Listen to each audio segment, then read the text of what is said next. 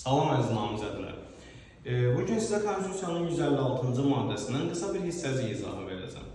Deməli, Azərbaycan Respublikasının Prezidenti və ya 63 deputatın təklifi ilə səsverməyə çıxarılan Konstitusiya əlavələri 95 səs qərarla qəbul edilərək Azərbaycan Respublikasının Prezidentinə təqdim edilir və Prezident ilk imzanı edir.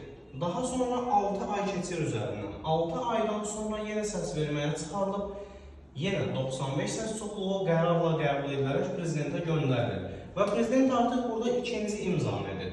İkinci imzadan sonra qüvvəyə minmiş hesab edilir və Konstitusiya qanunu olaraq qəbul edilir. Və həmin hissədə bir cümlə olaraq bizə qeyd edir ki, bu Konstitusiya qanunları Konstitusiyada qanunlar üçün nəzərdə tutulan müddət ərzində Prezidentə imzalamaq üçün təqdim edilir ki, həmin müddət də hər iki səsvermədə 14 gün nəzərdə tutulur.